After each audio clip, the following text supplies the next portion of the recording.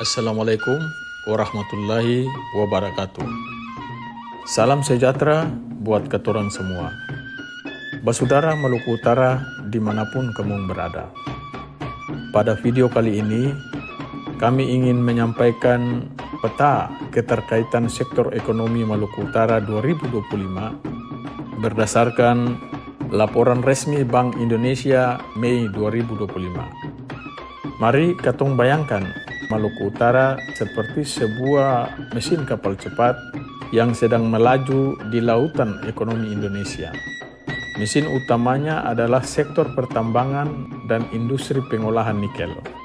Dari sektor inilah semua sektor ekonomi di Maluku Utara digerakkan. Nikel yang ada di Halmahera Tengah, Halmahera Timur, dan Halmahera Selatan masuk ke pabrik pengolahan atau smelter yang ada di Iwip, Antam, dan Harita.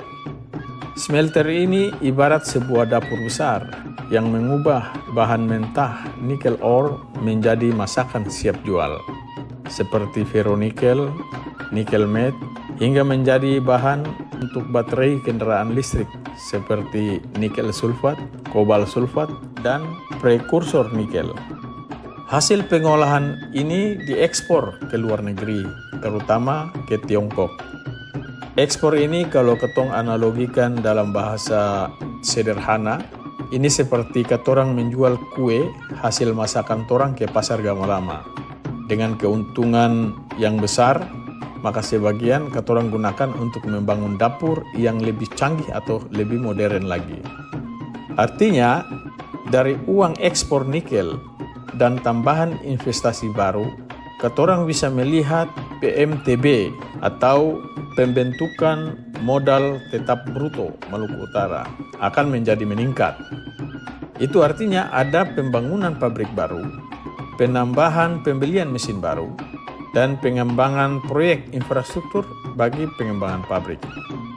Sama halnya dengan kue tadi, karena permintaan banyak, laku, dan keuntungannya besar, maka katorang akan membeli oven tambahan dari keuntungan tadi dan melakukan modernisasi dapur agar bisa membuat kue lebih banyak lagi.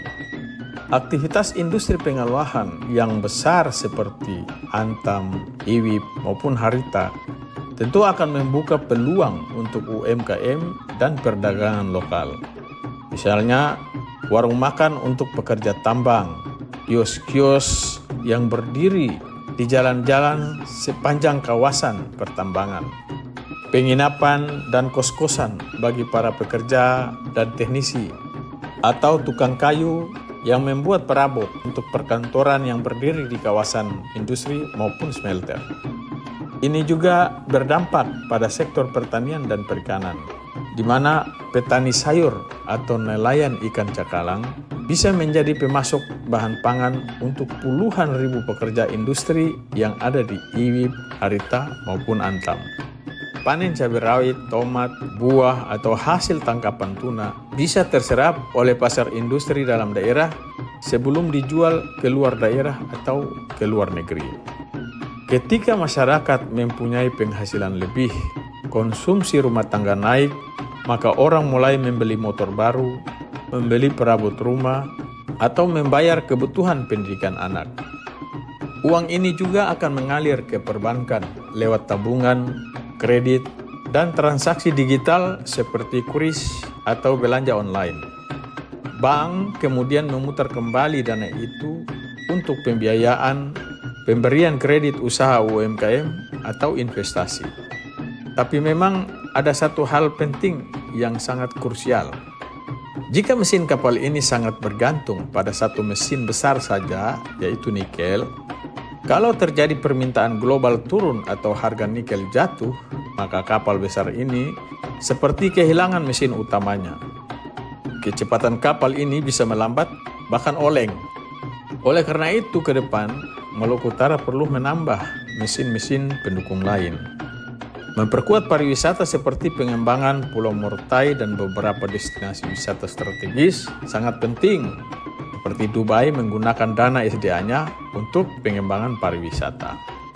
Mengolah hasil laut Maluku Utara saat ini menjadi produk olahan bernilai tinggi Bukan lagi hanya menjual mentah seperti Norwegia menggunakan dana SDA-nya untuk penguatan industri pengolahan perikanan ke lautan. Menghubungkan UMKM ketorang dengan pasar digital supaya ikut merasakan keuntungan dari arus besar ekonomi tambang saat ini. Akhirnya kami ingin sampaikan bahwa peta keterkaitan ini mengajarkan pertumbuhan ekonomi yang cepat harus diiringi dengan penyebaran manfaat ke semua sektor. Seperti kapal besar yang bukan hanya membawa kapten dan awak mesin, tapi juga seluruh penumpang harus sampai ke tujuan dengan selamat dan sejahtera. Demikian penyampaian singkat ini. Bagi teman-teman yang punya pendapat lain, silakan berikan komentar di bawah ini.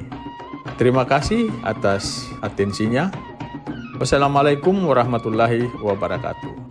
Salam dari Kayu Merah Puncak.